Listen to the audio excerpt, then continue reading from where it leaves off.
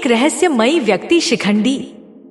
शिखंडी का नाम आप सबों ने सुना होगा। शिखंडी जन्म से एक स्त्री था, लेकिन उसके पिता द्रुपद को एक पुत्र की कामना थी जो द्रोण को हरा सके। वे द्रोण से बहुत नफरत करते थे क्योंकि द्रोण ने अपने शिष्य अर्जुन की मदद से उसे हराकर उसका आधा राज्य छीन लिया था। तब से वह प्रतिशोध की आग में जल रहा था। आपसे रिक्वेस्ट है कि चैनल को सब्सक्राइब करके बेल की घंटी को दबा दीजिए। इससे हमारे वीडियो का नोटिफिकेशन आपको सबसे पहले मिलता है।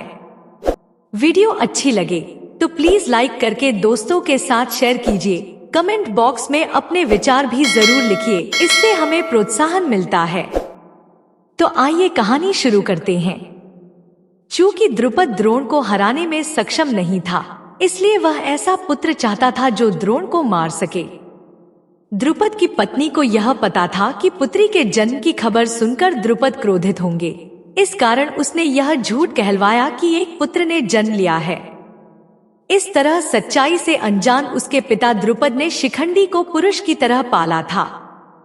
ऐसी स्थिति में द्रुपद को अन्य राजकुमारों की तरह उसके विवाह का विचार आया, तो उसका विवाह एक राजकुमारी के साथ करवा दिया।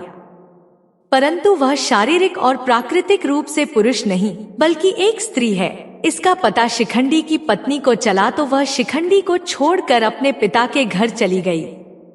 उसके पिता ने इसके लिए द्रुपद को जिम्मेदार माना और उसके विनाश की चेतावनी दी। उधर हताश होकर शिखंडी जंगल की ओर भाग चला और आत्महत्या का प्रयास करने लगा। तभी एक यक्ष वहां उपस्थित हुआ और उसकी इस स्थिति पर दया करते हुए अपना लिंग रात भर के लिए उसे दे दिया, ताकि वह अपना पुरुषत्व साबित कर सके। जब इस बात का पता यक्षपति कुबेर को चली तो वे काफी नाराज हुए और उस यक्ष को शाप दे दिया कि तुमने अपनी शक्तियों का गलत इस्तेमाल किया है, अतः मैं तुम्हें शाप देता हूँ कि शिखंडी के जीते जी तुम्हें अपना लिंग वापस नहीं मिलेगा। जन्म से एक स्त्री का शरीर पाकर भी शिखंडी इस प्रकार पुरुषत्व को प्राप्त कर पाया और इसी शिखंडी ने महाभारत के युद्ध में भीष्म के मृत्यु का कारण बना था, क्योंकि भीष्म का प्रण था कि वह कभी किसी स्त्री पर अपने अस्त्र शस्त्र नहीं उठाएगा। उनके अस्त्र शस्त्र के त्यागते ही अर्जुन ने उन्हें वाणों की शैया पर लिटा दिया। दरअसल शिखंडी पिछले जन्म में अंबा नामक राजकुमारी थी, जिसका अपहरण भीष्म ने उसकी 2 बहनों के साथ कर लिया था। भीष्म इनकी शादी शारीरिक रूप से अक्षम अपने छोटे भाई विचित्र वीर्य से करना चाहते थे। अंबा ने बताया कि उसका एक प्रेमी है और प्रार्थना की कि उसे मुक्त कर दे। भीष्म ने उसे मुक्त कर दिया, लेकिन उसके प्रेमी ने उसे अपनाने से इनकार कर दिया और उसे वापस विचित्र वीर्य के पास लौटना पड़ा। लेकिन विचित्र वीर्य ने भी उसे अस्वीकार कर दिया। तब अंबा ने भीष्म के सामने विवाह का प्रस्ताव रखा, लेकिन उन्होंने आजीवन ब्रह्मचारी रहने का वचन लिया हुआ था। अंततः अंबा परशुराम के पास गई और न्याय की गुहार लगाई। परशुराम ने भीष्म से युद्ध किया, परंतु परशुराम को भी निराशा हाथ लगी। तब अंबा ने शिव की आराधना करके इच्छा मृत्यु का वरदान पाए हुए भीष्म के मृत्यु का कारण बनने का वर मांगा। तब शिव ने कहा कि यह अगले जन्म में ही हो पाएगा। अंबा उसी क्षण मृत्यु को वरण कर लेती है। यह अंबा ही शिखंडी के रूप में जन्म लेकर अर्जुन के रथ पर कृष्ण के कहने पर आकर भीष्म से युद्ध करने लगता है। भीष्म ने कृष्ण पर युद्ध धर्म के विरुद्ध आचरण करने का आरोप लगाते हुए एक स्त्री पर वार करने से मना कर देते हैं और अपने धनुष्वाण नीचे रख देते हैं।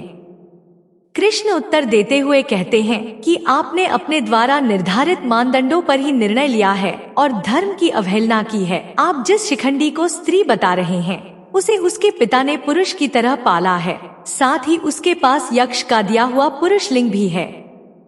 भीष्म ने फिर भी युद्ध करने से मना कर दिया। फिर शिखंडी और अर्जुन ने एक साथ उन पर वार करके युद्ध भूमि में शरशैया पर सुला दिया।